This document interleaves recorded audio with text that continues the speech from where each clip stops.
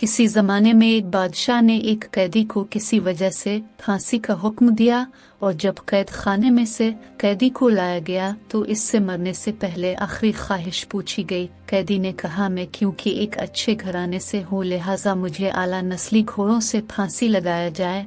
खैर घोड़ों को लाया गया तो कैदी बोल उठा, इनमें एक तो नस्ली है पर एक नस्ली नहीं है, लिहाजा मेरी आखिरी ख्वाहिश मुकम्मल नहीं हुई। बादशाह ने घोड़ों के मालिक को बुलवाया और पूछा, क्या ये बात सच है? घोड़ों के मालिक ने जवाब दिया, बिल्कुल, एक बिल्कुल असली नस्ल का लेकिन दूसरा में गधे का मिलाप शामिल है।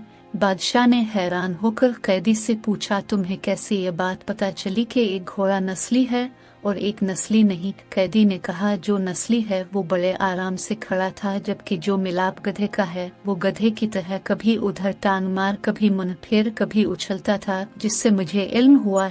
बादशाह कैदी की दानाई और सोच से बड़ा मुतासिर हुआ और कैदी की फांसी मंसूख करके अपने वजीर से कहा, उसकी एक रोटी में इजाफा कर दिया जाए। कुछ दिन बाद बादशाह के दरबार में एक सुनार 2 हीरे लेकर हाजिर हुआ और बादशाह को कहा, अगर आपकी रियाया में से कोई ये बता दे कि उनमें कौन सा हीरा असली और कौन सा नकली, और इस असली और नकली में फर्क बता दे तो मैं आपको दोनों हीरे इनाम में दे दूंगा। बहुत से लोगों से पूछा मगर कोई मुकम्मल जांच न कर सका। बादशाह के दिमाग में कैदी का ख्याल आया है। बादशाह ने इसको दरबार में हाजिर होने का हुक्म दिया।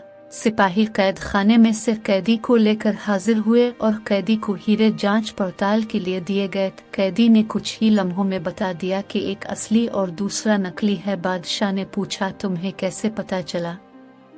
कैदी ने कहा कि असली हीरा रगड़ने से कभी गर्म नहीं होता, जबकि नकली हीरा रगड़ने से गर्म हो जाता है। सुनार ने वो दोनों हीरे बादशाह को इनाम में दे दिए और चलता बना। बादशाह कैदी की दानाई और सोच पर बहुत ज्यादा खुश हुआ और सिपाहियों से एक और रोटी बढ़ाने का हुक्म दिया। दोपहर को जब सिपाही कैदी को एक और रोटी इजाफे के साथ देने आए तो कैदी ने कहा, बादशाह भी किसी लानगड़ी का बेटा है।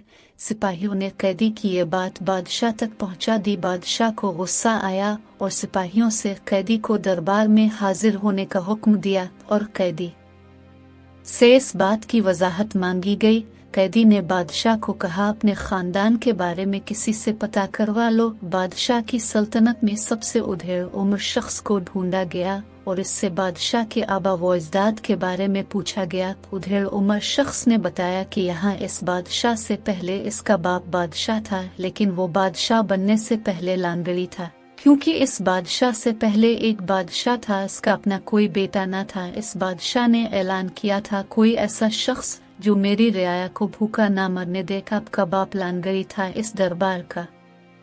इसने हामी भरी कि मैं रियाया को भूख से नहीं मरने दूंगा। इस तरह बादशाह सलामत आपके बाप को सल्तनत दी गई थी।